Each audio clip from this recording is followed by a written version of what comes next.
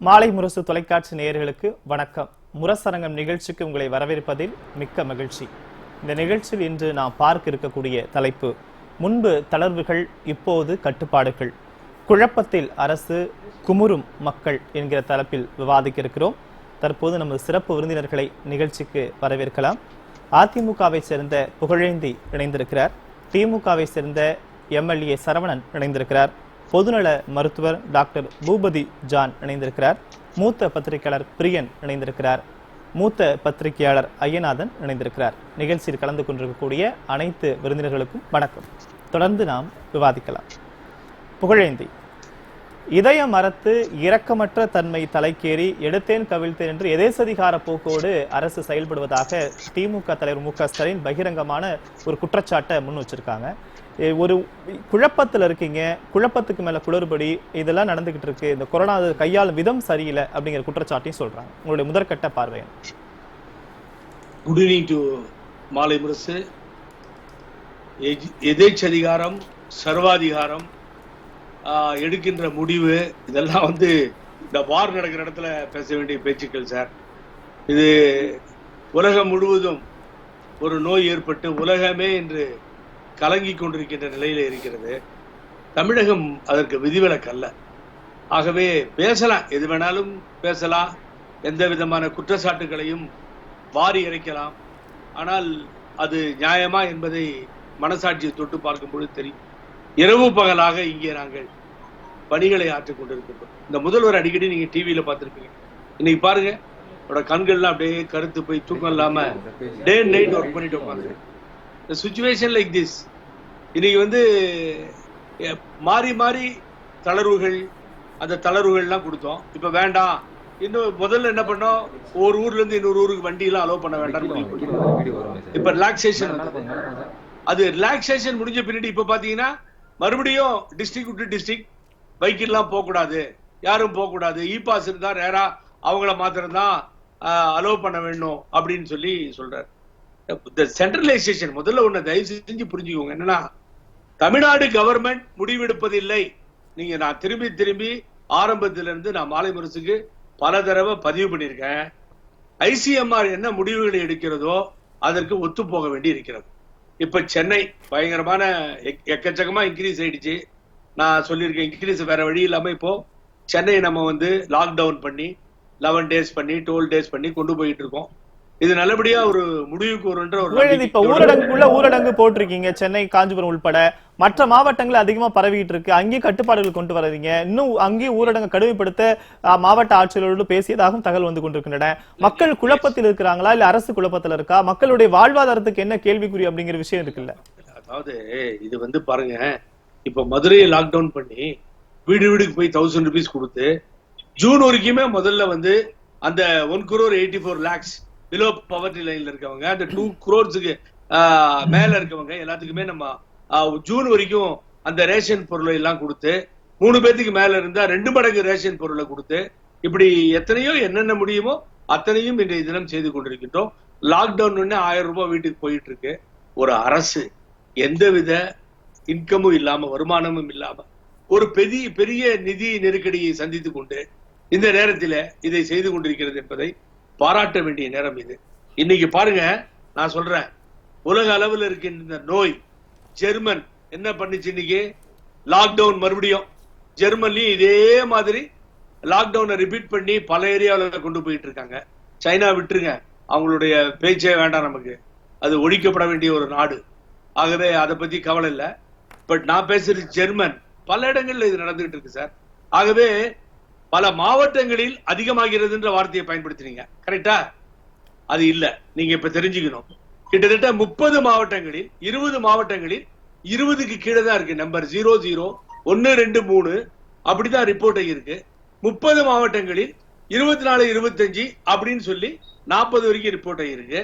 மீதி அதிகமாக தென்பட்டது மதுரை, திருவண்ணாமலை, இந்த 2 மாவட்டங்கள், சென்னையை சுற்றி இருக்கின்ற இந்த 4, காஞ்சிபுரம், திருவள்ளூர், சென்னை, இப்படித்தான் இந்த 4 இருக்கு. இதை விட்டுட்டா இப்ப அப்கண்ட்ரியில பிற மாவட்டங்கள்ல பெரிதாக இல்லை. ஆகவே மதுரை அதிகமாக இருக்கிறது. சரி, முதல் கருத்தா எடுத்துக்கிறேன், திரும்பி வர தொடர்ந்து விவாதிக்கலாம். டாக்டர் சரவணன், இப்போ வந்து நீங்க ப்ளீச்சிங் பவுடர்ல இருந்து பரிசோதனை கருவி வரைக்கும் ஊழல் நடைபெறுது அப்படின்னு சொல்லிட்டு பகிரங்கமா ஒரு எதிர்க்கட்சி குற்றச்சாட்டை முன் வைக்கிறீங்க. எந்த அடிப்படை ஆதாரமும் இல்லாம ஊழல் குற்றச்சாட்டு வைக்கிறீங்க அப்படிங்கிற விஷயத்தை தான் ஆளும் தரப்புல சொல்லப்படுகிறது. பொய்யான தகவல்களை சொல்வதாக KC வீரமணி தெரிவிக்கிறார். அப்படி இருக்கும்போது இந்த நேரத்துல வந்து எதிர்க்கட்சி ஆக்கப்பூர்வமான யோசனைகளை வழங்காமல் ஊழல் குற்றச்சாட்டுகளை முன்வைப்பது என்பது மக்கள் மத்தியில் எப்படி எடுபடும் நினைக்கிறீங்க?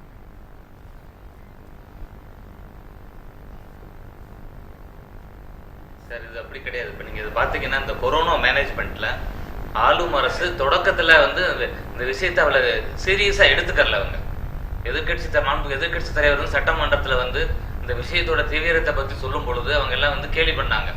வயதானவங்களுக்கு தான் வரும், அமெரிக்காவோட சிறந்த வைத்தியம் இங்கே இருக்குது, தமிழ்நாட்டுக்கு கொரோனா வராது அப்படின்னு சொல்லி அந்த நேரத்தில் ஒரு ரொம்ப மெத்தனமாக செயல்பட்டாங்க. டிசம்பர் 31 WHO அறிவிக்குது இது வந்து ஒரு பப்ளிக் ஹெல்த் எமர்ஜென்சின்னு. மார்ச் 7 தமிழகத்துக்கு முதல் கேஸு மஸ்கட்லேருந்து வந்த ஒருத்தர். 9 சட்டமன்ற கூட்டத்தொடர். இவங்க அந்த நேரத்திலே இவங்க வந்து சட்டமன்றத்தை ஒத்தி வச்சுட்டு இந்த கொரோனாக்கான நடவடிக்கைகள் இறங்கியிருந்தாங்க. இந்த தனிமைப்படுத்துதல் அந்த நேரத்தில் குவாரண்டைனை பண்ணியிருந்தாங்கன்னா இந்நேரம் வந்து இந்த நோய் கட்டுக்குள்ளே வந்திருக்கும். இவங்க வந்து மானிய கோரிக்கையை பாஸ் பண்ணுற அந்த ஒரே காரணத்துக்காக 20ஆம் தேதி வரைக்கும் சட்டமன்றத்தை இழுத்தடிச்சாங்க. முக்கியமான காரணம் தமிழகத்தில் அந்த நோய் தொற்று அதிகரிக்கிறதுக்கு இதுதான் முக்கியமான காரணம் இவங்க செஞ்ச விஷயம். நீங்கள் அடுத்து பார்த்தீங்கன்னா இவங்க கோயம்பேடு கிளஸ்டர் நோய் தொற்றெல்லாம் ஓரளவுக்கு கட்டுக்குள்ளே வரும்னு எல்லாம் நினச்சிக்கிட்டு இருக்க நேரத்தில் இவங்க வந்து அங்கே கோயம்பேடு மார்க்கெட்டை திறந்து விட்டு அங்கே ஒரு கடுமையான ஒரு கேஸு. அடுத்து பார்த்தீங்கன்னா இப்போ சென்னை சுற்றி ஒரு 3 மாவட்டத்தில் வந்து தொடர்ச்சியாக எண்ணிக்கை கூட்டிக்கிட்டே போகுது. அப்போ இவங்க என்ன பண்ணுறாங்க, திருப்பி ஒரு 100 நாள் ஊரடங்குலாம் தாண்டி இப்போ திடீர்னு ஒரு 12 நாள் ஊரடங்கு. விஞ்ஞானபூர்வமாக ஊரடங்குன்றது வந்து ஒரு நோயோட இன்குபேஷன் பீரியடு, அதை வந்து ஒரு ×2 போட்டுக்கிறணும், அதுதான் இது சயின்ஸு. அப்படி பார்த்தீங்கன்னா இதுக்கு வந்து 14 நாள் கொரோனாவுக்கு வைரஸுக்கு, அப்போ 28 நாள் இதுதான் வந்து ஒரு முறையான ஊரடங்காக இருக்கும். இவங்க என்ன செய்கிறாங்க, அந்த மாதத்தை கரெக்டாக கணக்கு வச்ச மாதிரி வல்லுநர் குழு வந்து 2 வாரத்துக்கு நீங்கள் ஊரடங்கு அறிவிங்கன்னு சொல்கிறாங்க. இவங்க 12 நாள் சொல்கிறாங்க. இப்போ மதுரையில் 7 நாள் ஊரடங்கு. இதெல்லாம் சயின்டிஃபிக்காக எந்த அளவுக்கு இந்த நோயை கட்டுப்படுத்த போகுதுன்னு தெரியல. ஒரு விஷயம் எடுத்துக்கறலாம், மக்களை பூரா வீட்டுக்குள்ள அடைச்சி வச்சிருக்கிறனால இப்போ வெளியே விஷயத்தோட தீவிரம் வெளியே வராமல் வேணா மக்கள் குரலை வேணா ஒடுக்கிற விஷயமா வேணா அதை எடுத்துக்கறலாம். எண்ணிக்கையை குறைக்கிறாங்க, இறப்பு விகிதத்தை குறைக்கிறாங்க, குறைச்சு காட்டுறாங்கன்னு சொல்லிட்டு நீங்க குற்றச்சாட்டு தெரிவிக்கிறீங்க. ஆனா நாங்க வெளிப்படைத்தன்மையோட தான் இருக்கும் அப்படின்னு சொல்லிட்டு அரசு தரப்புல விளக்கம் கொடுக்கப்படுகிறது. என்ன வண்டி கிடைக்குதா குட்டியான எல்லாத்திலையும் குடும்பத்தை கூட்டிக்கிட்டு பாஸை பத்திலாம் எதையும் கவலைப்படல. அவங்க சட்டத்தை பத்தி எல்லாம் இப்போ உள்ள வந்துட்டாங்க. இப்போ மதுரை மாவட்டம் சுற்றி தென் மாவட்டங்களில் குறைஞ்சது ஒரு 3 லட்சம் பேர் வந்துட்டாங்க. மதுரையில இப்போ 30 to 40,000 பேர் உள்ள வந்திருக்காங்க. டாக்டர் சரவணன் குறிக்கிறதுக்கு மன்னிக்கணும், ஒரு நிமிடம். 6,000 பேருக்கு தான் இவங்க பண்ணியிருக்கிறாங்க. டாக்டர் சரவணன், இங்க மதுரை அரசு மருத்துவமனையில நீங்க கொரோனா டெஸ்ட்டுக்காக யாரு போனாலும் திருப்பி அனுப்பிடுறாங்க. டெஸ்ட் எடுக்கிறது கிடையாது. 600-800 டெஸ்ட் எடுத்துக்கிட்டு இருந்தவங்க நாங்கள் அனைத்து கட்சி, நாங்கள் கூட்டணி கட்சிக்கெல்லாம் சேர்ந்து ஒரு போராட்டம் பண்ணோம். நாங்கள் மக்கள் பிரதிநிதிகள் பண்ணோம். அதற்கு பிறகுதான் இப்போ வந்து இந்த டெஸ்டோட எண்ணிக்கையை ஓரளவுக்கு கூட்டியிருக்காங்க மதுரையில். சமீபத்தில் கூட மதுரை கொரோனா வார்டில் இருந்து ஒரு நோயாளி என்கிட்ட வந்து ஃபோனில் தொடர்பு கொண்டார். இங்கே வந்து ரவுண்ட்ஸுக்கு மருத்துவர்கள் வர்றதில்லை, காலையில் ஒரே ஒரு நர்ஸ் மட்டும் வந்து ஒரு மாத்திரை தான் கொடுக்குறாங்க, ஒரு நாளைக்கு ஒரே ஒரு மாத்திரை, அதுக்கு பிறகு எதுவும் கிடையாது அப்படின்னு. நான் கூட கேட்டேன், இப்போ உங்களுக்கு மனநலத்துக்கு எது சிகிச்சை எதுவும் கொடுக்குறாங்களா, எதுக்கு கவுன்சிலிங் இருக்கான்னு கேட்டேன். யாருமே வர்றதில்லை சார், இங்கே நாங்கள் படுக்க இங்கே இருக்கோம். திடீர்னு வந்து அவங்க என்ன செய்யறாங்க, ஒரு 4-5 நாள் கழிச்சு சிலர் வீட்டுக்கு நீங்க போகலாம் அப்படின்றாங்க. இந்த மாதிரி தான் விஷயம் ஓடிக்கிட்டு இருக்கு. எங்களுக்கு கவனிப்பு இல்லை சார், நீங்க ஏதாவது கவனத்துக்கு கொண்டு போங்க அரசின் கவனத்துக்குன்னு ஒரு 2 நாளைக்கு முன்னாடி கூட ஒருத்தர் என்கிட்ட பேசினார். அந்த அளவுக்கு வந்து இங்க மதுரையில் இப்ப நோய் தொற்று ரொம்ப அதிகமாகுது. இப்ப நானே ஒரு மருத்துவர், எனக்கு தெரிஞ்ச இப்ப இந்த 3 நாளா பார்த்தீங்கன்னா நிறைய பேருக்கு வந்துகிட்டு இருக்கு. அப்ப இதெல்லாம் வந்து நம்ம ஸ்டேஜ் 3க்கு வந்துட்டோம்ன்றது தெரியுது. ஏற்கனவே ஒரு மாதத்துக்கு முன்னாடியே நாங்க சொல்லிக்கிட்டு இருக்கிறோம் 3வது ஸ்டேஜ் தமிழகம் வந்துருச்சுன்ட்டு. தமிழக அரசு ஒத்துக்கறல, இந்திய அளவில் மத்திய அரசு அதை ஒத்துக்கறல. ஏன்னா சயின்டிபிக் டெஃபினேஷன் படி பார்த்தீங்கன்னா இது வந்து இம்போர்ட்டட் டிசீஸ். ஸோ முத வெளிநாட்டுக்கு உள்ள வந்துட்டா அது ஸ்டேஜ் 1, உறவினருக்கு பரவிட்டா ஸ்டேஜ் 2, ஸ்டேஜ் 1, ஸ்டேஜ் 2, அப்புறம் ஸ்டேஜ் 3ன்றது ஒரு டிராவல் ஹிஸ்டரி இல்ல, ஒரு கான்டாக்ட் ஹிஸ்டரி இல்லைன்னா அது ஸ்டேஜ் 3. சரி, இப்ப நீங்க பாத்தீங்கன்னா உங்க கண்ணுக்கே நீங்க பாத்தீங்கன்னா இப்ப சென்னையில 45,000 பேர் இன்னைக்கு பாதிக்கப்பட்டிருக்காங்க. தமிழகம் ஃபுல்லா 67,500 பேர்கிட்ட இப்ப இந்த நோய் தொற்று இருக்கிறது. இதை எப்படி சமூக பரவல் இல்லைன்னு எப்படி எடுத்துக்க முடியும்? சரி, இவங்க என்ன நினைச்சுக்கிறாங்க, சமூக பரவல்னா தமிழகத்துல 7 கோடி 8 கோடி பேர் இருக்கிறாங்க, அதனால வந்து பல கோடி பேருக்கு பரவாத சமூக தொற்று நினைச்சுக்கிறாங்க. அது கிடையாது சயின்டிபிக்கா. சரி, அப்ப இன்னைக்கு வந்து இந்த ஸ்டேஜ் 3க்கு ஏத்த மாதிரி இவங்க வந்து பிளானிங் பண்ணணும். அதுக்கேற்ற மாதிரி வல்லுநர்கள்ட்ட ஆலோசனை கேட்டு இவங்க நடவடிக்கை எடுத்தாங்கிறத நோய் தொற்றை கண்ட்ரோல் பண்ண முடியும். சரி, தொடர்ந்து விவாதிக்கலாம். முதல் கருத்தை தொடர்ந்து ஐயநாதன், இப்போ 90 நாட்களை கடந்து வந்து இப்போ கொரோனாவோட வாழ வேண்டிய ஒரு கட்டாயம் ஏற்பட்டிருக்கிறது. இருக்க அதிகரிச்சுட்டே போகுதுக்கு. இன்று கூட 2800க்கும் மேற்பட்டோர் பாதிக்கப்பட்டிருக்கிறார்கள். அப்படி இருக்கும்போது அரசு செய்தது என்ன, செய்ய வேண்டியது என்ன? இப்போ நம்ம இவங்க கொடுத்துருக்கக்கூடிய அந்த புள்ளி வரத்தில் இருந்துட்டு நம்ம ஒரு முடிவுக்கு வர்றதா இருந்தது. இன்ஃபரன்ஸ் என்ன வருது அப்படின்னோம்னா, நிறைய பேரை நம்ம டெஸ்ட் எடுக்கும்போது அது எண்ணிக்கை கூடிக்கிட்டே வருது. அதான் இங்கே வந்துட்டு நம்ம கவனிக்கணும். அப்போ இவ்வளவு எண்ணிக்கை கூடுதலாக வரும்போது ஒரு விடயத்தை வந்துட்டு இப்போ முன்னாடி சரவணன் சொன்னதான் நம்ம ஏற்கனவே சொல்லியிருக்கிறோம். இங்கே வந்துட்டு கம்யூனிட்டி ஸ்ப்ரெட் அது வந்துருச்சு. சமூக அளவில் தாறுமாறாக அவரே சொன்னார், லைட்டனிங் ஸ்பீடில் பரவுது அப்படின்னு தான் சொன்னார்.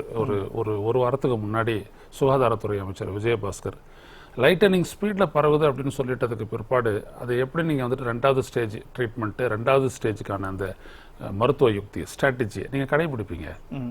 அதுதான் இங்கே ரொம்ப பெரிய ஒரு கேள்வி. நீங்கள் வந்துட்டு எவ்வளோ தூரம் நீங்கள் சோதனையை நீங்கள் இன்க்ரீஸ் பண்ணிக்கிட்டே போனாலும் இதனோட எண்ணிக்கை அதிகரிச்சுக்கிட்டு தான் இருக்குது. 2வது விஷயம், நம்மளுக்கு வந்துட்டு இது முதல்ல 40 நாளில் கோட்டை விட்டதனுடைய விளைவு இது. அப்போவே நம்மளுக்கு வந்துட்டு டெஸ்டிங் எல்லா ஃபெசிலிட்டிஸும் இருந்து அப்போ வந்துட்டு பார்த்தா அப்போ இருந்த அந்த இன்னைக்கு இருக்கக்கூடிய மருத்துவ கட்டமைப்பு அப்போ அது போதுமானதாக இருந்துச்சு. ஆனால் அப்போ நம்ம வந்துட்டு அதை செய்ய தவறிட்டோம். ரொம்ப லேட்டாக தான் டெஸ்டிங் எக்யூப்மெண்ட்ஸ் வந்தது, அதுக்கப்புறம் அது பழுது, அதுக்கப்புறம் அது இன்க்ரீஸ் பண்ணுறது அப்படின்னு கடைசியில் நம்ம என்ன பண்ணோம் அப்படின்னோம்னா, நம்மளுடைய மருத்துவர்களை மட்டும் போட்டு புடிஞ்சோம். அரசு மருத்துவர்களை மட்டும் போட்டு புடிஞ்சோம், ஒன்றுமே இல்லாத. அதுக்கப்புறம் இவங்க பண்ண அந்த குறுக்கு நடவடிக்கை தான் இந்த ஒரு 4 நாள் வந்துட்டு ஒரு இதை வச்சது. 25, 26, 27, 28, 29ன்னு 25ஆம் தேதி எல்லாரும் மார்க்கெட்டுக்கு வந்துட்டு அது இதாகி கடைசியில் கோயம்பேடு ஒரு ஹாட்ஸ்பாட்னு சொல்லி எல்லாமே பண்ணிட்டாங்க. கேட்குற கேள்வி என்னன்னா, இப்போ வந்துட்டு சமூக பரவல் அப்படின்றது வந்துட்டு உறுதியாகிவிட்ட நிலையில் எப்படி நீங்கள் வந்துட்டு இந்த மாதிரி ஒரு தடுப்பு நடவடிக்கை மறுபடியும் வந்துட்டு இந்த பொது முடக்கத்தையும் ஊரடங்கையும் வச்சு இதை சமாளிப்பீங்க? அதனால என்ன பயன் ஏற்படும்? இப்போ நீங்கள் எந்த இடத்துல நீங்கள் பார்த்தீங்க அப்படின்னோம்னா, எந்தெந்த இடமெல்லாம் நீங்கள் அடைச்சி வச்சிருக்கிறீங்களோ இந்த இடத்துல இருந்துட்டு பரவக்கூடாதுன்னு அந்த பகுதியில் இருந்துட்டு மக்கள் வெளியேற வர ஆரம்பிச்சுட்டாங்க. ஏன்னா எவ்வளோ தானே இருக்க முடியும். அவங்க வெளியில் வர ஆரம்பிக்கிறாங்க. வெளியில் வர்றதோடு இல்லாமல் அவங்களுக்குள்ளேயே வந்துட்டு அவங்க கலந்து பேசும்போது நடவடிக்கைகள்லாம் அந்த ஒரு தெருக்குள்ளே இருக்கும்போது அப்போ அது பரவத்தானே செய்யும். இதை எப்படி கண்டெயின் பண்ண முடியும்? அப்போ இந்த இடத்துல அப்படின்னோம்னா ரொம்ப முக்கியமான ஒரு தேவைன்னா மாற்று மருத்துவ யுக்தி. போன ஒரு 2 நாளைக்கு முன்னாடி திங்கட்கிழமை அன்னைக்கு பேசும்போது விஜயபாஸ்கர் வந்துட்டு நாங்கள் இப்போ கடைபிடிக்கிற ஸ்ட்ராட்டஜியை தான் நாங்கள் கடைபிடிக்கிறோம் அப்படின்றத சொல்லியிருக்காரு அவர். அப்புறம் அந்த ஸ்ட்ராட்டஜி மேலே தான் நம்ம கேள்வியை எழுப்பணும். இப்போ கூட சகோதரர் புகழேந்தி பேசும்போது என்ன சொல்கிறாருன்னா, ஐசிஎம்ஆர் தான் முடிவு எடுக்குது, நாங்கள் இல்லை அப்படின்னு சொல்கிறாரு. ஆனால் ஐசிஎம்ஆர் என்ன சொல்லிடுச்சுன்னா, சர்டைன் பாக்கெட்ஸில் சமூக பரவல் ஏற்பட்டிருக்கிறது அப்படின்றது நிதர்சனம் தான் அப்படின்ட்டு குலேரியா சொல்லிட்டு போயிட்டாரு. அப்போது என்ன இங்கே தேவை அப்படின்னோம்னா, ஒரு மாற்று அப்படின்ற ஒரு இடத்துல நம்மளுக்கு இங்கே ஒரு பெரிய ஒரு சவால் இருக்குது. நம்மளுக்கு போதுமான அளவு மருத்துவ கட்டமைப்பு இல்லை. நீங்கள் என்னதான் நாங்கள் வேற இடத்துல எடுத்துகிட்டு போய்ட்டு நாங்கள் தங்க வச்சு நாங்கள் ட்ரீட்மெண்ட் கொடுக்குறோன்னு நீங்கள் சொன்னாலும் கூட அந்த இடங்களில் வந்துட்டு போதுமான அளவுக்கு மருத்துவர்களோ வசதிகளோ அல்லது நீங்கள் இங்கே ராஜீவ்காந்தி மருத்துவமனை, அப்புறம் இங்கே இருக்கக்கூடிய இன்னொரு மல்டி ஸ்பெஷாலிட்டி ஹாஸ்பிட்டல், இல்லை மற்ற அரசு மருத்துவமனையில் கொடுக்கக்கூடிய உணவு, பராமரிப்பு, பாதுகாப்பு, மற்ற மருந்துகள் வழங்கப்படுதல் அப்படின்றது மற்ற இடங்கள்ல உங்களால ரெப்ளிகேட் பண்ணவே முடியல. அதே மாதிரி நீங்க சொல்றீங்க, இப்போ பொழுது கூட அதான் சொல்றாரு, அதுல ஒன்றும் இல்லை, நிதர்சனம் நிதி பற்றாக்குறை. இப்படிப்பட்ட சூழல்ல எப்படி இதை நீங்க கண்டெயின் பண்ண முடியும்? 2வது இங்க நீங்க பார்க்கணும், மாவட்டத்திற்கு இடையிலான இதெல்லாம் வந்துட்டு இன்னைக்கு முதலமைச்சர் என்ன சொல்றாரு அப்படின்னோம்னா, இன்னைக்கு தடை செஞ்சிருக்கிறோம் அப்படின்ட்டு. தட் இஸ் நாட் த வே. இப்போ ஓரளவுக்கான இந்த பொருளாதார நடவடிக்கைகள் இருந்தது அப்படின்னோம்னா தான் நீங்க கிட்டத்தட்ட ஒரு 90% பாப்புலேஷனுடைய வாழ்க்கையை நீங்க காப்பாற்ற முடியும் பொருளாதார ரீதியா. எப்படின்னா கொஞ்சம் கொஞ்சமாக எல்லாத்தையும் அனுமதிக்கணும். நீங்கள் கடைகள் எல்லாம் அடைச்சி வைங்க, கறி கடை மீன் கடையெல்லாம் திறக்கக்கூடாது, அப்புறம் இந்தாண்ட பார்த்தீங்கன்னா மாவட்டத்திலேருந்து மாவட்டம் யாரும் வரக்கூடாது அப்படின்னு நீங்கள் எல்லாத்தையும் முடக்குனீங்க அப்படின்னோம்னா, நான் கேட்குற கேள்வி இந்த அரசை நோக்கி, நீங்கள் கொடுக்கக்கூடிய ரேஷன் பொருட்களை தாண்டி கொடுக்கக்கூடிய 1000 ரூபாயில் வந்துட்டு 12 நாட்களோ 1 மாதமோ யாராவது வாழ முடியுமா? இதுக்கு நீங்கள் முதல்ல பதில் சொல்லுங்கள். இதெல்லாம் சாத்தியமா? உங்களால் அவ்வளவுதான் கொடுக்க முடியும்ன்றது அது வேற விடயம். ஆனா யதார்த்தத்தில் இது போதுமானதாக இருக்கிறதா அப்படின்ற இடத்துல இருந்து நீங்க யோசிங்க. அப்ப நீங்க என்ன அப்படின்னோம்னா, ஏற்கனவே அந்த பொருளாதார தளர்த்தல்கள் இருந்தது இல்லைங்களா, தளர்த்தல்களுடைய விளைவா என்ன ஆச்சு அப்படின்னு, இப்போ சென்னையில இருந்துட்டு அங்க போறாங்க அப்படின்னோம்னா வாழ்வாதாரம் இல்லாத நிலை தான் வந்துட்டு இந்த மைக்ரேஷனுக்கே காரணம். இப்ப அவங்க நேரம் மதுரைக்கு வந்துட்டு மதுரையில் ஒன்றும் வேலையெல்லாம் ஒன்றும் இவங்க ஒன்றும் கொடிச்சிட்டல அப்படியே. அவங்க நேரம் அவங்களுடைய ஊருக்கு போக போறாங்க. ஏன்னா அங்க 2 விடையும் ஷியோர். என்னன்னா சோறு அவங்களுக்கு கிடைக்கும், அங்க ஒரு அரவணைப்பு இருக்கும். ஏதாவது ஒன்று ஆச்சுனாலும் கூட பரவாயில்ல, 4 பேர் இருப்பாங்க. சென்னையில யார் இருக்கா அப்படி? அப்ப அந்த இடம் தான் வந்துட்டு மக்களை வந்துட்டு அந்த ஒரு பெரிய ஒரு புலம்பெயர்வுக்கு, மைக்ரேஷனுக்கு ஆளாக்குது. ஆனா இந்த ஃபேக்டர்ஸ் எல்லாம் நீங்க கொண்டே வரல. இதெல்லாம் ஐசிஎம்ஆர் யோசிக்குமா? இது ஒரு ரீஜனல் கன்சர்ன். சரி, முதல் கருத்தை எடுத்துக்கலாம், தொடர்ந்து விவாதிக்கலாம். டாக்டர் பூபதி ஜான், இறப்பு எண்ணிக்கை அதிகரிச்சுட்டே போகுது, இதுக்கான காரணம் என்ன? போதிய மருத்துவ கட்டமைப்பு இப்ப எப்படி இருக்கு இந்த கொரோனாவை கட்டுப்படுத்தும் விதத்துல? முதல் பார்வை என்ன சொல்லுங்க?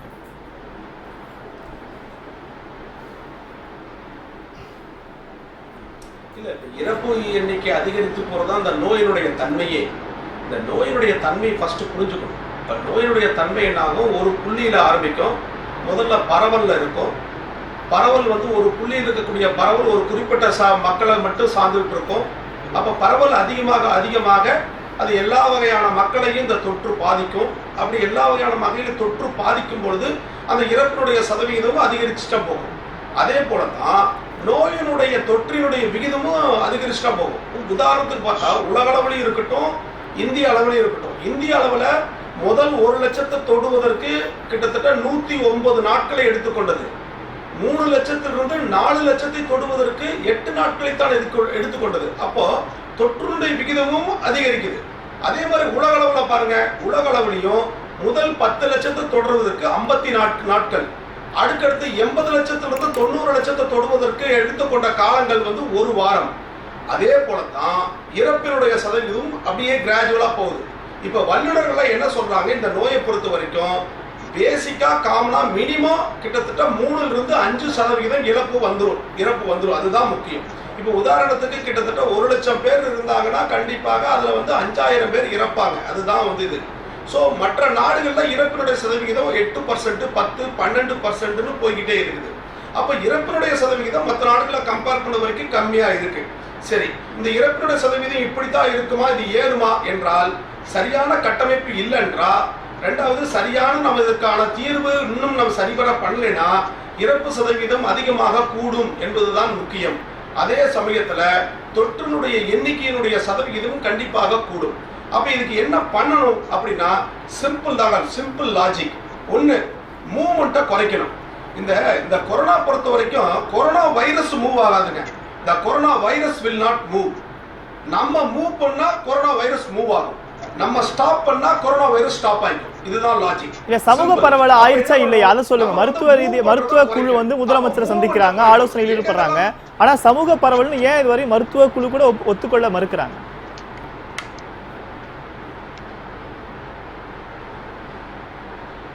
அதாவது என்னன்னா, நீங்க என்ன சொல்ல வரீங்கன்னா, அது சமூக பரவல் என்கிற ஒரு வாதம் வந்து மிகப்பெரிய ஒரு வார்த்தை, மிகப்பெரிய வாதமா வந்துகிட்டே இருக்குது. என்ன அப்படின்னா, இப்ப உதாரணத்துக்கு சமூக பரவல்னா ஒரே ஒரு சிம்பிள்ங்க. தொற்றினுடைய அறிகுறி யாருக்காச்சும் ஒருத்தருக்கு தொற்று வந்துருச்சுன்னா அவங்க இவரால் தொற்று வந்தது என்று கண்டுபிடிக்காத முடியாத சூழ்நிலை தான் சமூக பரவல். அதாவது அவங்களுடைய கான்ட்ராக்டர் ட்ரேஸ் பண்ண முடியலன்னா சமூக பரவல். இது ஒரு அடிப்படை உண்மை. இப்ப பாத்துக்கங்க, இந்த தொற்று வந்து தமிழகத்தில் இருக்கக்கூடிய எல்லா இடத்துலயும் இருக்குது. ஒரு கவர்மெண்ட் ஆபீஸ்லயும் இருக்குது, அறநிலையத்துறையிலும் இருக்குது, ரெண்டாவது செக்ரட்டரியேட்லயும் இருக்குது, டாக்டர்ஸுக்கு இருக்குது, ரெண்டாவது காவல்துறை அதிகாரிகள் இருக்குது, ஊடகவியாளர்கள், எல்லாத்துக்கும் பரவி இருக்கக்கூடிய சூழ்நிலையை என்ன என்று சொல்வது? இது வந்து வைராலஜிஸ்ட், எபிடமாலஜிஸ்ட், சயின்டிபிக், பொதுமக்கள் எல்லாம் இந்த சமூக பரவலை நோக்கி வந்து கொண்டிருக்கிறது, சமூக பரவல் வந்துவிட்டதுன்னு சொல்றாங்க. ஆனா அரசு இயந்திரம் இதை மறுத்து கொண்டே இருக்கிறது. இது ஏன் இப்படி மறுக்குது அப்படின்னு தெரியல. ரெண்டாவது, இது ஒரு சமூக பரவல் வந்ததுன்னு ஒரு அரசு வெளிப்படையாக முன்வந்து சொல்வதனால் எந்தவித இழப்பும் அரசு இழக்கப் போவது இல்லை. மாறாக அதனால் ஒரு கெயின் தான் வருது. அரசுக்கு வந்து ஒரு நல்ல விதமான இந்த கண்ட்ரோல் பண்ணக்கூடிய அளவுக்கு ஒரு கண்ட்ரோல் வரும் மன ரீதியில. எப்படி நான் சொல்றேன் பாருங்க, நம்ம மக்களுக்கு வந்து எப்படின்னா, இப்ப சமூக பரவலை ஆபத்தே இல்லை, கவலைப்படாதீங்க அப்படின்னு நம்ம சொல்லிட்டோம்னா இவங்க மக்கள் வந்து கொஞ்சம் கேர்லெஸ்ஸா எடுத்துக்கிறாங்க. நம்ம மக்களுடைய ஒரு கேர்லெஸ்னஸ் வந்து அதிகமாக இருக்கு.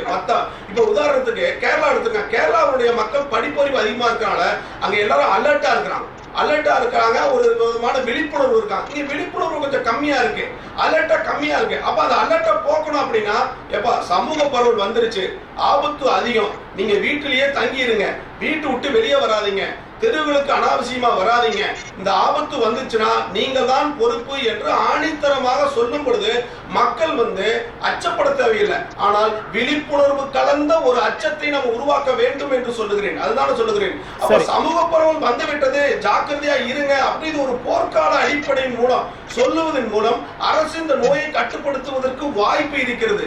உதாரணத்துக்கு இது எப்படின்னா, இந்த மக்களுடைய மனநிலைகளே இருவேறுபட்ட மனநிலைகள் இருக்குது. இப்ப நார்த் ஒரு விஷயத்தை சொல்லுங்க. நார்த் மெட்ராஸ் இருக்கக்கூடிய விளிம்பு நிலையில் இருக்கக்கூடிய மக்களுடைய மனநிலையும் அதே மாதிரி கல்வியுடைய படித்தவர்களுடைய மக்களுடைய மனநிலையும் இருவேறு விதமான மனநிலையாக இருக்கிறது. ஆக யாருக்கு எப்படி சொல்லணுமோ அப்படி சொன்னாதான் இதை கண்டுபிடிக்க முடியும். ஆடுற மாட்ட ஆடி கறக்கணும், பாடுற மாட்ட பாடி கறக்கணும் யுக்தியை கொண்டு வந்தால் தான் இந்த வியாதியை, இந்த கொரோனாவை கண்ட்ரோலுக்குள்ள கொண்டு வரும். சரி, தொடர்ந்து வாதிக்கலாம்.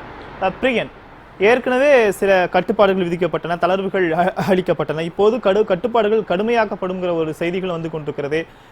சென்னை, விழுப்புரம் தவிர மற்ற மாவட்டங்களுக்கு கொரோனாவோட வீரியம் அதிகரிச்சுக்கிட்டே இருக்கு. அங்கேயே வந்து ஊரடங்கு உத்தரவு அமல்படுத்தப்பட்டு வருகிறது. இது எதை நோக்கி காட்டுகிறது? அரசுடைய செயல்பாடு எப்படி இருக்கிறது? உங்களுடைய முதல் கட்ட பார்வை. அதாவது சார், இந்த நோயை பொறுத்த மட்டும் 2 விஷயம். வேக்சின் கண்டுபிடிக்கல, மருந்து கிடையாது. ஸோ அந்த அடிப்படையில் அப்புறம் இந்த வைரஸ் என்ன மாதிரி மியூட்டிலேட் ஆகுதுன்றதையும் அதையும் சரியாக சொல்ல முடியல. அது ஃப்ளோர்லேருந்து போகிறதா, காற்றுல போகிறதா, இந்த மாதிரி பல நேற்று கழிவு நீர்லேருந்து கூட பரவுதுன்னு சொல்கிறாங்க. ஸோ வைரஸ் எப்படி மியூட்டிலேட் ஆகுதுன்னு தெரியாது, இதுக்கு வேக்சின் இல்லை, இதுக்கு குணப்படுத்துறதுக்கு விஷயம் மருந்தும் கிடையாது. அப்போது மனிதன், ஒரு தனி மனிதன் தன்னை பாதுகாத்துக் கொள்ள வேண்டிய நிலைக்கு தள்ளப்படுறான். அரசாங்கம் ஒரு கட்டமைப்பு உருவாக்க வேண்டிய நிலைக்கு தள்ளப்படுறதை நம்ம பார்க்குறோம் நம்ம. ஆனால் அரசாங்கம் இந்த இன்ஃபெக்ஷன் பரவாத தடுக்கிறதுக்கான ஒரே வழியா லாக்டவுனை கையாளுறாங்க. கிட்டத்தட்ட 85-90 நாளைக்கு மேல நம்ம லாக்டவுன்ல போயிட்டு இருக்கோம் நம்ம. ஸோ இது வாழ்வாதாரமா, லைஃபா அல்லது வாழ்வாதாரமா அப்படின்ற ஒரு முக்கியமான கேள்விக்குறியில நம்ம நிக்கிறத நம்ம பாக்குறோம். நம்ம கடந்த 1ஆம் தேதிக்கும் இந்த 24ஆம் தேதிக்கும் இடையில பாத்தீங்கன்னா சென்னையில 15,000 இருந்த கேஸ் இன்னைக்கு 46,000 கேஸா இருக்கு, 3 மடங்கு ஏறி இருக்கு. அதே மாதிரி பாத்தீங்கன்னா தமிழ்நாட்டில் பாத்தீங்கன்னா 23,000 கேஸ் 67,000 கேஸா மாறி இருக்கு. டெத் பாத்தீங்கன்னா 6 மடங்கு அதிகமா இருக்கு. 184 பேர் இறந்து போன இடத்துல இன்னைக்கு தமிழ்நாட்டில் 866 பேர் இறந்து போயிருக்காங்க. 1.28% ஆயிருக்கு. ஸோ கவர்மெண்ட் இன்ஃப்ராஸ்ட்ரக்சர் அதிகப்படுத்திருக்காங்க, நம்பர் ஆஃப் டெஸ்ட் அதிகமா இருக்கு. 10 லட்சம் டெஸ்ட் வரையும் பண்ணியிருக்காங்க. டெஸ்ட் லெபார்டரிஸ் அதிகமா இருக்கு. படுக்கை வசதிகள் 75,000 பேருக்கு பண்ணியிருக்கோம்னு சொல்றாங்க. எல்லாமே கரெக்ட். பட் எந்த இடத்துல இன்ஃபெக்ஷன் நீங்க தடுத்து நிறுத்தத்துக்கான முயற்சிகளை நீங்க தோல்வி அடைகிறீங்கன்னு பாத்தீங்கன்னா, நீங்க தளர்வுகள் கொடுக்கிற இடத்துல தான் நீங்க தோல்வி அடைகிறீங்க. நீங்க 3வது 4வது லாக்டவுன் முடியும் போது நீங்க சில தளர்வுகளை அனௌன்ஸ் பண்ணீங்க. அதுல முக்கியமான ஒரு விஷயம் டாஸ்மாக திறந்து விட்டீங்க. டாஸ்மாகால பரவிற இன்ஃபெக்ஷன் எவ்வளவு உங்களால இது வரைக்கும் கண்டுபிடிக்க முடியுமா? எந்தெந்த ஏரியால டாஸ்மாக நீங்க திறந்து விட்டீங்களோ அந்தந்த ஏரியால எவ்வளவு டெஸ்ட் நீங்க கேரி பண்றீங்க ஒரு நாளைக்கு, அங்க எவ்வளவு இன்ஃபெக்ஷன் இன்க்ரீஸ் ஆயிருக்குன்ற விஷயங்கள் ஒரு டேட்டா உங்ககிட்ட இருக்கா? கண்டிப்பா கிடையாது. பொது போக்குவரத்தை நீங்க மண்டல வைஸா நீங்க பண்ணினீங்க. அந்த மண்டல வைஸா பண்ணும்போது பொது போக்குவரத்துல முதல் 2 நாள் தான் இந்த சோசியல் தனிமனித இடைவெளியில கடைபிடிச்சாங்க. டாஸ்மாக்லையும் அதே மாதிரிதான். எங்கேயுமே தனிமனித இடைவெளிகள் கடைபிடிக்கப்படல, பொது போக்குவரத்துலையும் தனிமனித இடைவெளிகள் கடைபிடிக்கப்படல. அதோட விளைவுகளை தான் நம்ம மாவட்டங்களை இப்ப இன்க்ரீஸ் ஆகிறத நம்ம பார்த்துட்டு இருக்கோம் நம்ம. ஸோ இந்த மாதிரி விஷயங்கள் பார்க்கும்பொழுது அதே மாதிரி பாத்தீங்கன்னா மாவட்டங்கள்ல வெளி மாவட்டங்கள்ல இருந்து அங்க போறது, சென்னையில இருந்து போறது, வெளி மாநிலங்கள்ல இருந்து போறது, வெளி நாடுகள்ல இருந்து போறது, இவர்களை கரெக்டா டேஸ்ட் பண்ணி அவர்களுக்கு என்ன இருக்கு ஏதுன்னு பார்த்து டெஸ்டிங் அண்ட் ட்ரீட்டிங் இருக்குல்ல, அந்த விஷயங்கள், அவங்கள குவாரண்டைன் பண்ற விஷயங்கள், இது ஒரு மைக்ரோ லெவல்ல பிளான் பண்ண வேண்டிய ஒரு விஷயம். அந்த மைக்ரோ லெவல்ல பிளான் பண்ணும்போது உங்களுக்கு அரசாங்கத்துக்கு பல சர்க்கிள்கள் இருக்கும். அதுல நிச்சயமா இருக்கும். அதாவது ஒரு ஃபுல் ப்ரூஃபா அரசாங்கம் இதை பண்ண முடியாது. ஆனால் அவர்களால் முடிஞ்ச அளவு பண்றாங்கன்றத நம்ம பார்க்கிறோம். ஆனால் சில பிளானிங் சரியில்லை. கோயம்பேடு கிளஸ்டர் உருவாக்கினால ஒரு 5-6 டிஸ்ட்ரிக்ட்ல இன்ஃபெக்ஷன், இப்போ 4 டிஸ்ட்ரிக்ட்ல இருக்கிற இன்ஃபெக்ஷன். இப்போ சென்னையில நீங்க எவ்வளவு டெஸ்ட் கேரி பண்றீங்க? 8,000 இருந்து 10,000 வச்சுக்கோங்க. ஆனா அதுல பாத்தீங்கன்னா இன்ஃபெக்ஷன்ல பாத்தீங்கன்னா ஒரு 70% சென்னையில இருக்கிறத நம்ம பாக்குறோம் நம்ம. ஸோ அறிகுறியே இல்லாம இன்ஃபெக்ட் ஆகிறவங்க 80% இருக்கிறதா இன்னைக்கு சிஎம் கூட சொல்லிக்கிறதா பாக்குறோம். சரி. ஸோ ஒரு இருட்டுல நீங்க கண்ண முடியும் சில விஷயங்கள் தேடும் போது உங்களுக்கு அந்த மாதிரியான ஒரு சுச்சுவேஷன்ல தான் நீங்க போயிட்டு இருக்கிறத நம்ம பாக்குறோம். ஆக்சுவலா டாஸ்மாக திறந்து விட்டது தவறான ஒரு விஷயம். அதை கவர்மெண்ட் பண்ணிருக்க கூடாது. இன்ஃபெக்ஷனுக்கான முக்கியமான காரணமா நான் பாக்குறேன். அதே மாதிரி வெளி மாவட்டங்கள் வெளி மாநிலங்கள்ல இருந்து போற விஷயங்கள் அதை மைக்ரோ லெவல்ல வாட்ச் பண்ணிருக்கணும். அரசாங்கம் என்னதான் முயற்சி பண்ணா கூட தனி மனிதன் தன்னை பாதுகாத்துக் கொள்வதன் மூலமாக மட்டுமே தான் இதை இன்ஃபெக்ஷனை கட்டுப்படுத்த முடியும்ன்றது முக்கியமான விஷயம். அரசாங்கம் எடுக்க வேண்டிய நடவடிக்கைகள் வாழ்வாதார தளர்வுகளை வந்து நீங்க ரிலீஸ் பண்ணும்போது ரொம்ப கேர்ஃபுல்லா ரிலீஸ் பண்ணணும். இப்ப நீங்க காலேஜ் போயிட்டு மறுபடியும் ஸ்கூல்ல படிக்கிற மாதிரி நீங்க முதல்ல எல்லா விதமான ஃபுல் லாக்டவுனும் பண்ணிட்டீங்க. மறுபடியும் பேக் டு ஸ்கொயர் வந்து நீங்க லாக்டவுன் போகும்போது இதை வந்து வாழ்வாதாரத்தை நம்பி இருக்கிற ஒவ்வொரு தனி மனிதனும் இதை வந்து அவ்வளவு சுலபமா எடுத்துக்க மாட்டான். சரி, அவன் வந்து ஒரு வருத்தத்தோட தான் இருப்பான், ஒரு மனக்கசப்போட தான் எடுத்துப்பான். நீங்க வந்து லாக்டவுன் மட்டுமே வந்து தீர்வாகாது. லாக்டவுனோட அது இன்ஃப்ராஸ்ட்ரக்சர் இம்ப்ரூவ் பண்ற விஷயங்கள் இருக்கு, treating and testing and treating இருக்கு, அவங்களை கண்டுபிடிக்கிற விஷயங்கள் இருக்கு, சோசியல் பரவல் வந்ததா இல்லையான்றது அடுத்த கட்டம். நான் சொல்றது என்னன்னா வந்து இப்ப பரவி இருக்கிற இந்த வேகம் இருக்கு பாத்தீங்களா, இந்த வேகம் இதே மாதிரி போகும்பொழுது மக்களுக்கு இந்த டெத் விஷயங்கள் எண்ணிக்கை ஏறும்பொழுது பெரிய பயம் உண்டாறத நம்ம பார்க்கணும். சென்னையில இருந்து மைக்ரேட் ஆனதுக்கு காரணம் அதுதான். சரி, திரும்பி வரேன். புகழேந்தி, வெளிப்படைத்தன்மை இல்ல, 90 நாட்கள் நீங்க வீணடிச்சிருக்கீங்க, கோயம்பேடு மார்க்கெட்ல சரியா நீங்க கையாளல, மதுக்கடைகளை திறந்து விட்டீங்க, இது போல அரசு செய்த தவறுகளாலதான் இந்த அளவுக்கு ஒரு புதிய உச்சத்தை தமிழகம் சந்திச்சிட்டு இருப்பதாக எதிர்கட்சிகள் மத்தியிலும் சரி பத்திரிகையாளர்கள் மத்தியிலும் ஒரு விமர்சனம் முன்வைக்கப்படுகிறது. அதாவது வெளிப்படைத்தன்மை அப்படிங்கிறது எனக்கு புரியல. தட் இஸ் ஓப்பனா இது சொல்லல, மறைக்கிறோம், ஹைட் அண்ட் சீக், இதுல ஒண்ணுமே இல்ல சார். இதுல நான் தான் அடிக்கடி சொல்லிட்டு இருக்கேனே, ஒரு 40 சொல்லி அப்ப அப்கண்ட்ரியில ஒரு 7-8 இருந்தது, வெறும் சென்னை தான் 32 இருந்ததுன்னு சொன்ன பொழுதுதான் இந்த அரசு தான் இன்னைக்கு மொத்தமாவே டாக்டர் சொன்ன மாதிரி, சரவணன் சொன்ன மாதிரி 67,468 பேருக்கு மொத்தமா வந்திருக்கு அப்படின்னு சொல்லும் பொழுதுதான் இந்த சுகாதாரத்துறையினுடைய ரிப்போர்ட் தான். இதுல வெளிப்படையா தான் சொல்லிட்டு இருக்கோம். இதை மறைச்சு டாக்டர் சொன்ன மாதிரி என்ன ஆக போகுது? ஒன்னும் ஆகல. எனக்கு ஒரே ஒரு நிமிஷம், I take only 1 minute 2 minute. இப்போ அதுல கிளியரா பாருங்க, அரியலூர் 8, கோயம்புத்தூர் இன்னைக்கு கொஞ்சம் ஜாஸ்தி 22, கடலூர் 41, தருமபுரி 1, திண்டுக்கல் 13, ஈரோடு 4, கள்ளக்குறிச்சி 18, காஞ்சிபுரம் இந்த 4ல வந்துரும். அதுக்கு பின்னாடி பாத்தீங்கன்னா கன்னியாகுமரி 22, கரூர் 9, கிருஷ்ணகிரி 3, அப்புறமா பாத்தீங்கன்னா நாமக்கல் 1, நீலகிரி 2, வந்து புதுக்கோட்டை 13, ராமநாதபுரம் 1, ராணிப்பேட்டை 2. இப்படிதான் சார். இதெல்லாமே வந்து சென்னையில வந்து லாக்டவுன் பண்ண பிறகு ஏற்பட்ட இந்த புள்ளிவரத்தை நீங்க சொல்றீங்க. சென்னைக்கு ஈக்குவலா மற்ற மாவட்டங்களையும் வந்து பரவிட்டு இருக்கு. அதுக்கு யார் பொறுப்பேற்பது? அதாவது நான் அதான் சொல்லிட்டு வரேன். நீங்க நடுவுல புதுச்சீங்க. என்னன்னு கேட்டீங்கன்னா, இப்ப தேனியில 81, இப்ப நீங்க சுத்தி பாத்தீங்கன்னா அந்த சென்னையை சார்ந்த லாக்டவுன் இருக்கிறதுலாம் ஜாஸ்தியா இருக்கு. அதை விட்டுட்டு தமிழ்நாடு பூரா பாத்தீங்கன்னா 2 digit அதுலதான் இருக்கு அப்கண்ட்ரி எல்லாம், accept I am again telling Tiruvannamalai and Madurai. இதுதான் நான் உங்களுக்கு படிச்சு காமிச்சேன். உதாரணத்துக்கு திருப்பூர்லாம் 1லதான் இருக்கு. நான் என்ன கேக்குறேன், கம்யூனிட்டி ஸ்ப்ரெட், சமூக பரவல் அப்படிங்கிறது ஆரம்பிச்சிருந்ததுன்னா என்டையர் தமிழ்நாடு பூரா பரவிக்கிட்டே இருக்கும். ஒண்ணு சார், மாலை முரசுக்கு நான் பதிவு பண்றேன், காலையில எழுந்து 6 மணிக்கு சுப்பிரபாதம் கேட்டிருப்போம். நம்பிக்கை இருக்கவங்க அது பின்னாடி இருப்பாங்க. குட் மார்னிங் சுப்பிரபாதத்துல காலை வணக்கத்துல ஆரம்பிக்க வேண்டியது இன்னைக்கு குட் மார்னிங் கொரோனாவில் ஸ்டார்ட் ஆகி ராத்திரி குட் நைட் கொரோனா வரைக்கும் போயிட்டு இருக்கு. மெட்ராஸ்ல நீங்க எடுத்தீங்கன்னா நான் அடிக்கடி சொல்றது அதான், மொத்தமா வந்து நமக்கு நீங்க சென்னையில எடுக்க வேண்டிய பரிசோதனைகள் எல்லாம் மற்ற மாவட்டங்கள் எடுப்பது இல்லை அப்படிங்கிற குற்றச்சாட்டு பரவலா சொல்லப்படுது. இல்ல நீங்க பரிசோதனை அதிகம் கேட்டீங்கன்னா நான் டிஸ்ட்ரிக்ட் வைஸா ரெடியா எடுத்து வச்சிருக்கேன். பரிசோதனை எவ்வளவு போயிட்டு இருக்குங்கிறத கம்ப்ளீட்டா நம்மகிட்ட அந்த டீட்டெயிலும் நான் எங்கிட்ட இருக்கு. எல்லாமே பண்ணிட்டு தான் சார் இருக்கோம். இன்னைக்கெல்லாம் ரொம்ப ஹையஸ்டா போயிட்டு இருக்கு. கிட்டத்தட்ட இன்னைக்கு பாத்தீங்கன்னா ஒரு 10,000 கிட்ட சென்னை வந்தாச்சு. we are nearing now. ஏகப்பட்ட டெஸ்ட் போயிட்டு இருக்கு. அதுதான் அவங்க சொல்லிட்டு இருக்காங்க இது மாதிரின்னு சொல்லிட்டு எப்ப தெரிஞ்சதோ இது இருக்குன்னு சொன்னிச்சோ ஐசிஎம்ஆர் சென்ட்ரல் கவர்மெண்ட்டும், தென் இமிடியட்லி வி ஸ்டார்ட்ஸ் ஒர்க். அன்னையில இருந்து இன்ன வரைக்கும் நம்ம எந்த வித வேலையும் நிறுத்தல. இந்த ஒர்க் கண்டினியூஸா போயிட்டு தான் இருக்கு. ஆகவே அதுதான் முதல்ல நம்ம பதிவு பண்றோம். இதுல கம்யூனிட்டி ஸ்ப்ரெட்னு சொல்றது டாக்டர் சரியா தான் சொன்னாரு. அப்படி இருந்துச்சுன்னா சொல்லிதான் ஆகணும். சொல்றது மூலியமா மக்களுக்கு ஒரு இது வரட்டும், அவங்களுக்கு ஒரு ரியலைஸ் பண்ணிட்டோம் மக்கள் அப்படின்னு. ஆனா என்ன பொறுத்த வரைக்கும் அது பயமா மாறக்கூடாது. இப்ப சென்னையை பொறுத்த வரைக்கும் எவ்வளவு ஸ்ட்ரீட், வெறும் 5,000-6,000 ஸ்ட்ரீட் தான் உங்களுக்கு வி ஃபவுண்ட் பாசிட்டிவ். பட் எவ்வளவு ஸ்ட்ரீட் மொத்தம் 40,000 ஸ்ட்ரீட். ஆனா சென்னையே பற்றி இருக்கிறது. சென்னையை விட்டு எல்லாம் ஓடுங்கன்னா அந்த மக்களை பயம்புறுத்தணும்னா என்ன சார் அது? இப்படி பயம் பண்ற வேலை தான் வேணான்றோம். இது என்ன போய் இறப்பினுடைய எண்ணிக்கை ரொம்ப கம்மி கம்பேரிட்டிவ் வேர்ல்டு பூரா எடுத்துக்கோங்க. இப்ப டெல்லி எடுத்துக்கோங்களேன், அதிகமா இருக்குல்ல, 3000 சொச்சம் போயிடுச்சு இன்னைக்கு, 3700 நினைக்கிறேன் நான். டெல்லியினுடைய டெத் டோல் கூட ஜாஸ்தி இருக்கு, மகாராஷ்டிரா ஜாஸ்தி இருக்கு. கண்ட்ரோலால இந்த கவர்மெண்ட் வச்சிருக்கிறதால தான் இந்த நிலையில இது இருக்கு. ஆகவே கம்யூனிட்டி ஸ்ப்ரெட்ங்கிறத இல்ல, இந்த ஸ்டேஜ்ல இல்ல. இப்ப நமக்கு பாதிச்சிருக்கிறது சென்னையும் சென்னையை சார்ந்த காஞ்சிபுரம், திருவள்ளூர், செங்கல்பட்டு, இதுதான். இங்க திருவள்ளூர் இதை கண்ட்ரோல் பண்ணி கொண்டு வந்தோம்னா ஆட்டோமேட்டிக்கா சரியா போகும்.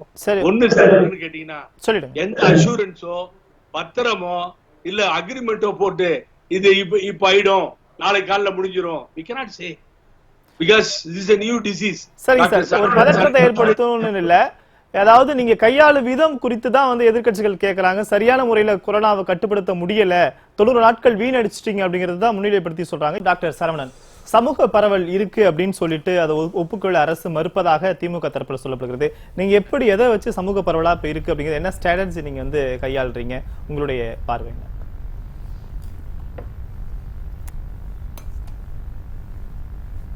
போன ரவுண்ட்ல பேசும்பொழுதே பாதியில் கட் ஆயிடுச்சு ஆக்சுவல் ஆடியோ. நம்ம வந்து இப்போ ஸ்டேஜ் 3ல இருக்கிறோம்ன்றது ஒரு மாதத்துக்கு முன்னாடியே அது இருக்கு சார். இந்த அரசும் மத்திய அரசும் ஒத்துக்கறல, அதுதான் விஷயம். என்னன்னு பார்த்தீங்கன்னா, மஸ்கட்ல ஒருத்தர் வர்றாரு இல்லையா, அதுதான் ஸ்டேஜ் 1. அவரோட நண்பர் உறவினருக்கு வர்றது ஸ்டேஜ் 2. ஏன்னா அவங்க வந்தால் கான்டாக்ட் ட்ரேசிங் மூலம் கண்டுபிடிக்கலாம், இவர்கிட்ட இருந்தா வந்தது அப்படின்றத கண்டுபிடிக்கலாம். ஸ்டேஜ் 3 அப்படின்றது கான்டாக்ட் ட்ரேசிங்கில் கண்டுபிடிக்க முடியாது.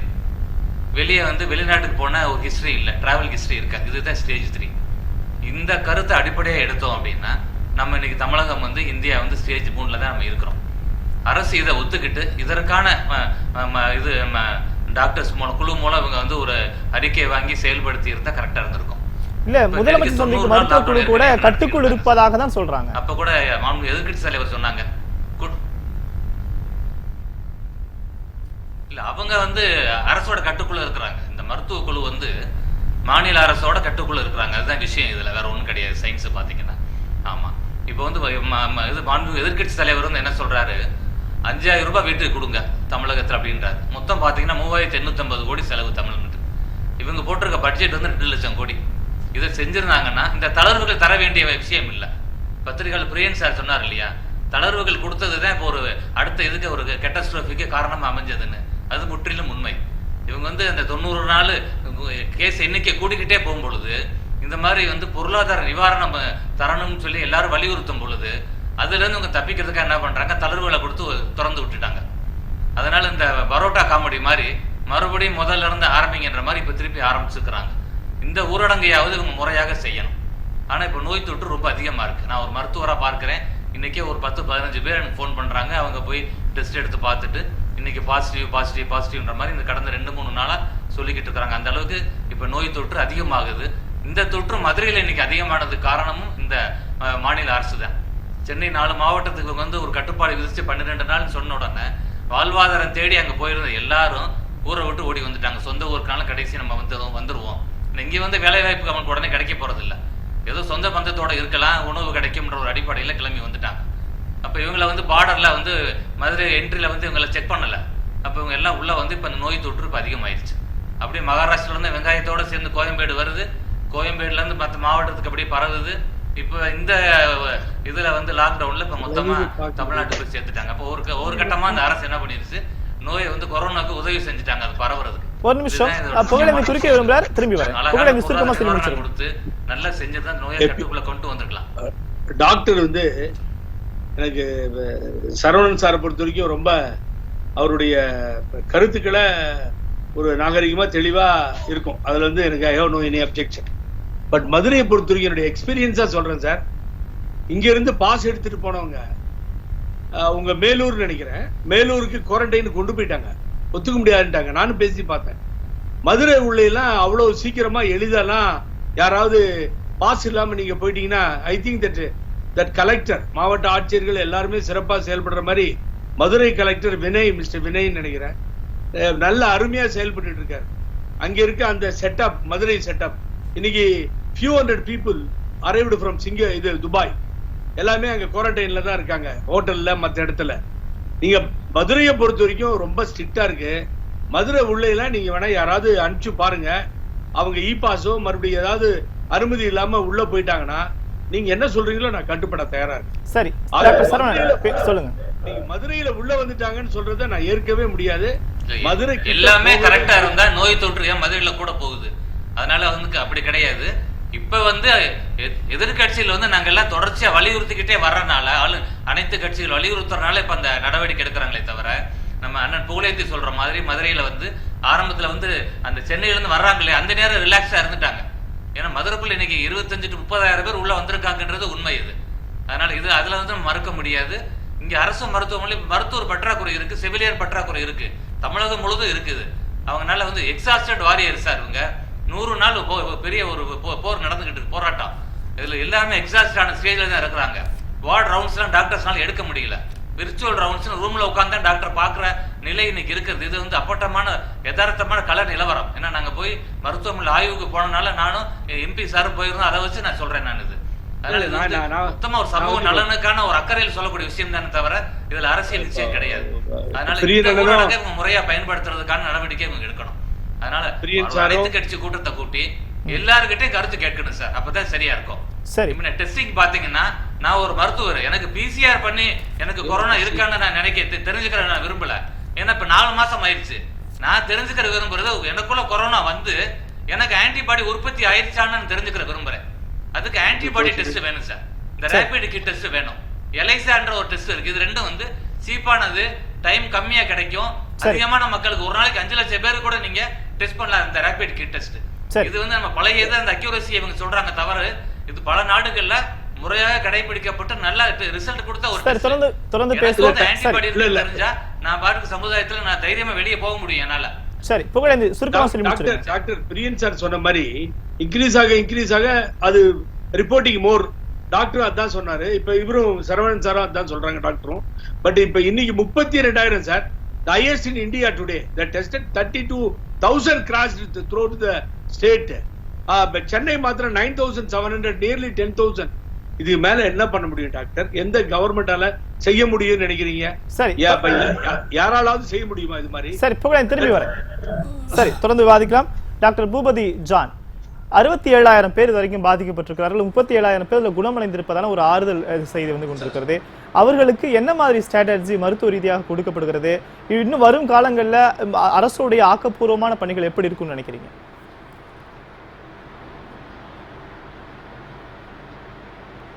சார், நான் பொதுவாக ஒரு கருத்து சொல்றேன்.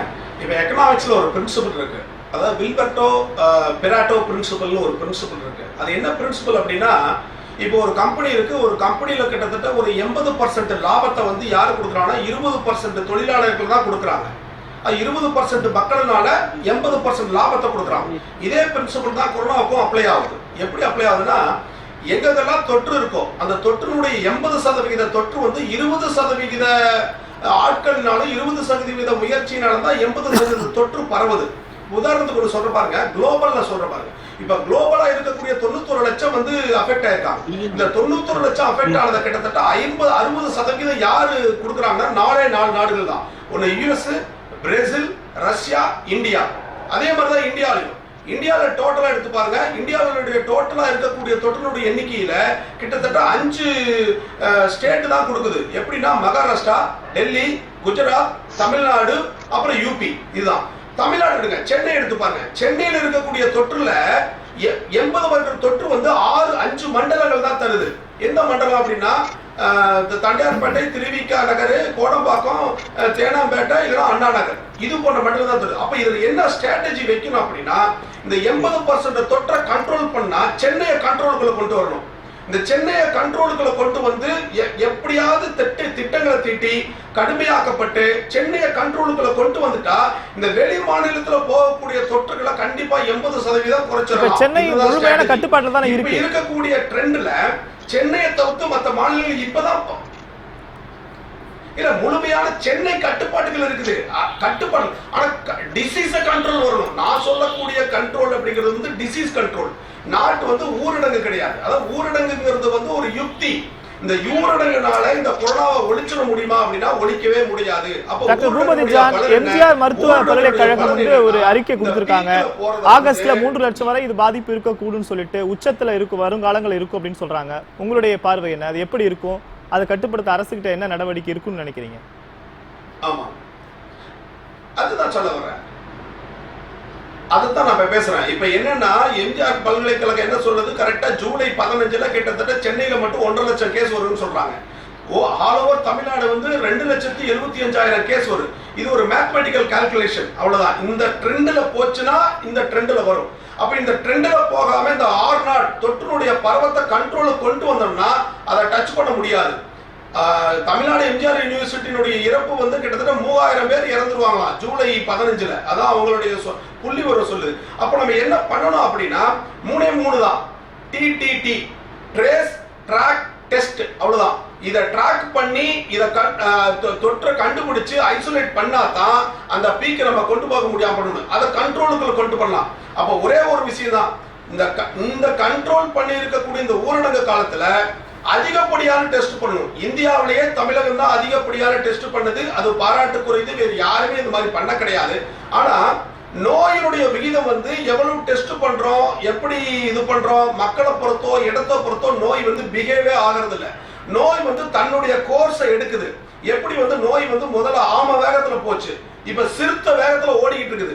அப்ப சிறுத்த வேகத்துல ஓடும் போது நம்ம ஒரு ஸ்டெப் அதுக்கு மேல போனா தான் இதை கண்ட்ரோலுக்குள்ள கொண்டு வர முடியும். இல்லைன்னா இதனுடைய பீக்ல போயிட்டே இருக்கும். அப்போ ஒரே ஒரு ஸ்ட்ராட்டஜி என்னன்னா, இந்த டெஸ்ட் வந்து இந்தியாவிலேயே தமிழகம் அதிகம் பண்ணாலும் இருக்கக்கூடிய கள நிலவரம் வந்து சென்னை அதற்கு கூடிய சுற்றுப்புறத்து சூழ்நிலைகள்ல இந்த தொற்றுடைய விகிதம் அதிகமா போயிட்டு இருக்கிற காரணத்தினால இன்னும் அதிகமான நம்ம வந்து அதிகப்படியான பரிசோதனை பண்ணி ஐடென்டிஃபை பண்ணி வல்னரபிள் செக்ஷனை ஐடென்டிஃபை பண்ணி யார் யாருக்கெல்லாம் நீண்ட நாள் நோயுடையவர்களோ அவங்கள ஐடென்டிஃபை பண்ணி இந்த டெத் ரேட்டை கண்ட்ரோல் பண்ணாவே இந்தியா லெவல்ல தமிழகம் முன்னிலை தான். சக்சஸ்க்கு கொண்டு வந்துடலாம்.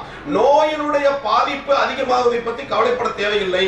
இறப்பினுடைய விகிதத்தை கண்ட்ரோல் பண்ணினாவே தமிழகம் வந்து நம்பர் 1 இந்தியாவில் வந்து.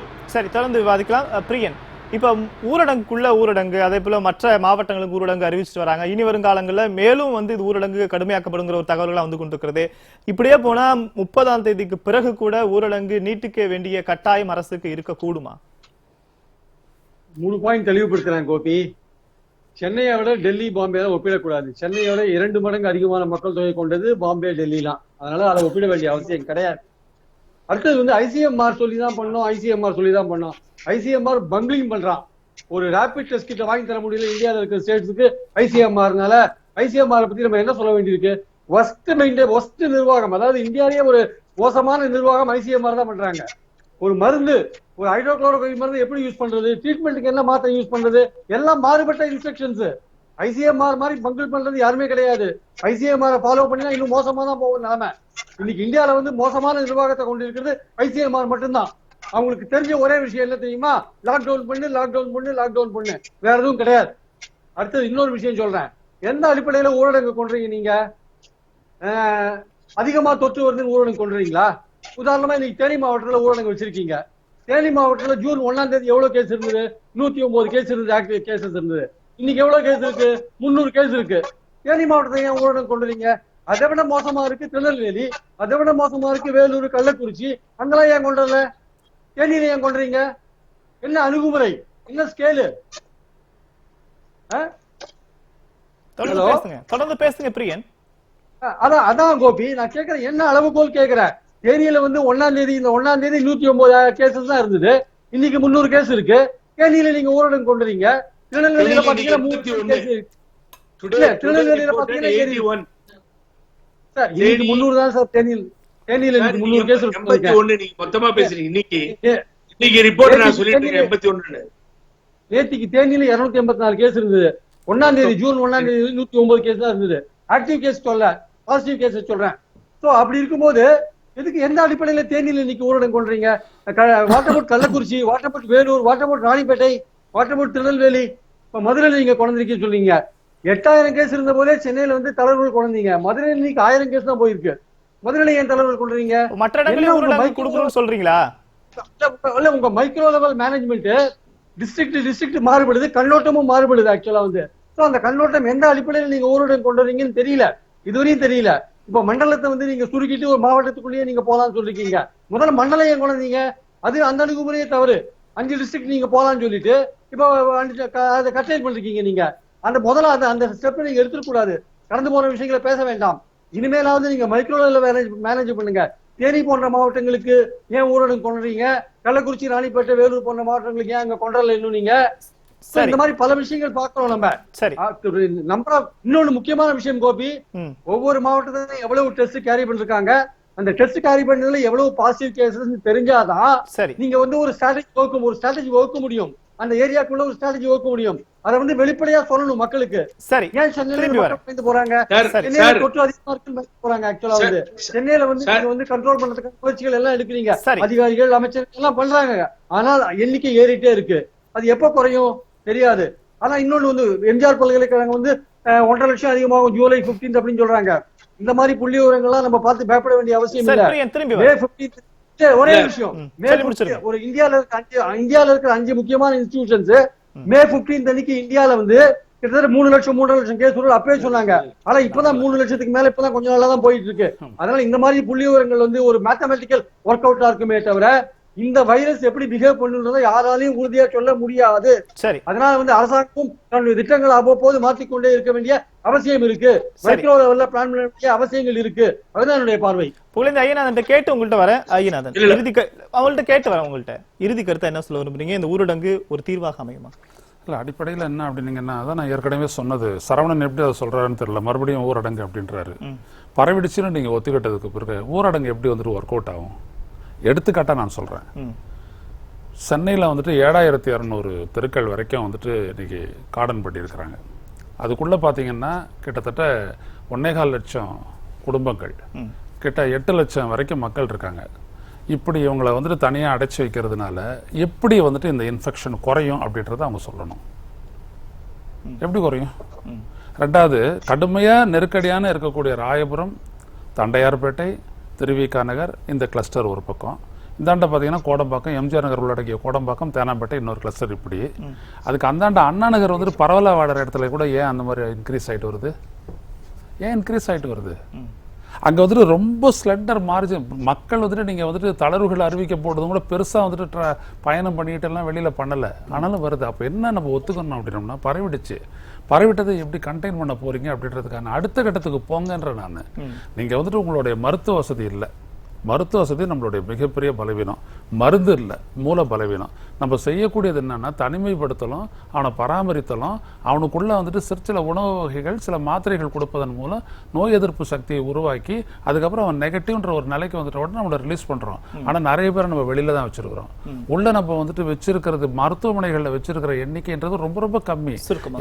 எனவே நான் சொல்ல வரேன், இந்த 1000 ரூபாய் கொடுத்துட்டேன், 1000 ரூபாய் ஒரு ஸ்ட்ராட்டஜி. அது 1000 ரூபாயில வாழ முடியுமா? நீங்க யோசிச்சு பாருங்க ஒரு ஆனந்தமா. அதனால அது ஒன்றும் கிடையாது. ரெண்டாவது விஷயம், இதுக்கான ஸ்ட்ராட்டஜியை வந்துட்டு அங்க இருக்கக்கூடிய சூழல்களை பொறுத்து மாவட்ட நிர்வாகம் முடிவெடுத்துக்கும். அப்படின்னா மாவட்ட நிர்வாகம் என்னத்தை முடிவெடுக்கும்? மாவட்ட நிர்வாகத்துக்கு என்ன தெரியும் தமிழ்நாட்டை பொறுத்த வரைக்கும், இல்லை இந்தியாவை பொறுத்த வரைக்கும்? கிடையவே கிடையாது. தட் இஸ் ராங் ஸ்ட்ராட்டஜி மாவட்ட நிர்வாகிட்ட கொடுக்கறதுன்னு. இங்கே தான் நீங்க வந்துட்டு எக்ஸ்பர்ட் கமிட்டியை வச்சிருக்கிறீங்க. இங்கே இருந்து இந்த தமிழ்நாட்டில் இருக்கக்கூடிய பரவலை வச்சுக்கிட்டு நேர்த்தியா முடிவெடுத்து நீங்க அடுத்த கட்டத்துக்கு போங்க. நான் ஏன் இதை பத்தி நம்ம எதுவும் சஜஸ்ட் பண்ண முடியாது. ஒருவேளை பூபதி ஜான் பேசலாம், இல்லை இங்க இருக்கக்கூடிய பெரிய மருத்துவர்கள் பேசலாம், நாங்க பேசக்கூடாது. புரியுதுங்களா? நாங்க பத்திரிகையாளர்கள் உங்களை கேள்வி எடுப்புறோம். நீங்க ஃபர்ஸ்ட் ஸ்டேஜுக்கான ஸ்ட்ராட்டஜியை பரவலுக்கு வந்துட்டு நீங்க கடைபிடிச்சீங்க அப்படின்னோம்னா எப்படி எதுவும் ஒர்க் அவுட் ஆகும்? பெரிய கேள்வி. ரெண்டாவது விஷயம், இந்த பொருளாதார ரீதியான இடங்கள்ல வந்துட்டு பாத்தீங்க அப்படின்னோம்னா ஏதாவது தமிழக அரசு செஞ்சுதான் ஆகணும். ஏன்னா இந்திய ஒன்றிய அரசு கிட்ட எதுவும் வரப்போறது இல்லை. அப்ப எப்படி பண்ணி இந்த மக்களை வந்துட்டு நம்பிக்கை ஊட்டும் விதமா நடத்தணும் அப்படின்ற ஒரு இடத்துல வந்துட்டு முதல் வரணும். நாங்க வந்துட்டு தமிழக அரசை வந்துட்டு குறை சொல்லல. தமிழக அரசு அது நிறைய பண்ணுதுதான். ஆனா அந்த அந்த இடத்த வந்துட்டு நம்ம எங்க பொருத்தி பார்க்கணும்னா, அந்த தேவை எந்த அளவுக்கு நிறைவேறுச்சுன்றதான் பொருத்தி பார்க்கணும். அதுதான் ரொம்ப முக்கியம். எனவே அந்த இடத்துல இருந்துட்டு அவங்க பொருத்தி பார்க்கணும். சரி, புகழேந்தி மிக சுருக்கமாக இறுதி கருத்து என்ன சொல்றாரு? அதாவது அவர் சார் வந்து கிளியரா சரியானதுன்னு சொல்லும் பொழுது சொல்றாங்க என்னன்னு கேட்டீங்கன்னா, ஏன் அடைச்சு வைக்கிறீங்கன்றாங்க. அடைச்சு வைப்பது அல்ல, மக்களை யாரும் அடைத்து வைக்க முடியாது ஃபர்ஸ்ட் ஆஃப் ஆல். ரெண்டாவது क्वेश्चन வந்து இது ஒரு ரெக்வெஸ்ட் ஃப்ரம் தி கவர்மெண்ட்டும் மக்களும் சேர்ந்தாதான் சக்சஸ் பண்ண முடியும். இல்ல அதனால என்ன விளைவு கிடைக்கும்? டாக்டர் பேசும்போது சொன்னாரு, இங்க என்ன அடைச்சி வைக்கிறதால என்ன பெனிஃபிட்னு ஐயா கேட்டீங்க. நான் என்ன சொல்றேன்னா, இந்த சிம்டமேட்டிக் டாக்டர்ஸ் 2 பேத்துக்கும் நம்மளை விட நல்லாவே தெரியும். சிம்டமேட்டிக் இருக்கவருக்கு அவரு கேரியர் அவருக்கு பாடியில் இருக்கிறத கொண்டு வந்து இன்னொருத்தருக்கு பரப்பிடுறாரு. அவருக்கே தெரியறது இல்ல. அவர் இப்ப வீட்டுல இருக்கார், அவர் வெளியில இல்லை, அவர் வந்து பரப்ப முடியாது. தெருக்குள்ள மூலியமா அவர் அங்க தடை பண்ணி உள்ள வச்சிருக்கோம். அந்த தெருக்குள்ள ஒரு புடங்கலாம் இல்ல இல்ல, ரொம்ப கஷ்டம் சார். இப்போ எவ்வளவு பண்றோம். See that another question rises. நீ என்னதான் சொல்லு, நான் வெளியில தான் வருவேன், நான் அந்த தெருவுல தான் போவேன், ரோட்ல தான் போவேன்னு முடிவெடுத்தா ஐயாநாதன் சார் ஒண்ணும் பண்ண முடியாது, புகழேந்தி ஒண்ணும் பண்ண முடியாது, இதை யாரும் ஒண்ணும் பண்ண முடியாது. Second thing that I am not bothering about the ICMR வந்து நல்லதா கெட்டதான்னு ஆராய்ச்சிக்கு போகல. நீங்க சொன்ன மாதிரி ICMR செலக்ட் பண்ண கருவி கூட சரியில்லாம போனதை பார்த்தோம். ஆனா இப்ப பிரச்சனை என்னன்னு கேட்டீங்கன்னா, சுருக்கமா மேற்கு வங்காளத்துல நம்ம பேசும்போது ஊரடங்கு உத்தரவு போட்டிருக்காங்க மம்தா பானர்ஜி, டெல்லியில போடுறாங்க. இப்ப யார வச்சு இவங்க எல்லாம் ஆப்போசிஷன் பார்ட்டியா இருந்தாலும் சென்ட்ரல் கவர்மெண்ட்டுக்கு ஏன் கட்டுப்பட்டு இது நடக்கிறாங்கன்னு கேட்டீங்கன்னா, சென்ட்ரலைசேஷன் மத்தியில இருந்து போடுகின்ற உத்தரவுக்கு தலைவணங்க வேண்டிய சூழ்நிலை இருக்கிறது. மாவட்ட ரீதியாக அங்க இருக்கின்ற மாவட்ட மருத்துவ குழு கலெக்டர் எடுக்கின்ற முடிவை தான் அரசு கேட்க முடியும். அதற்குத்தான் அவர்கள் அங்கே இருக்கிறார். நன்றி டாக்டர் சரவணன். மிக சுருக்கமாக இறுதி கருத்து என்ன சொல்ல விரும்புறீங்க?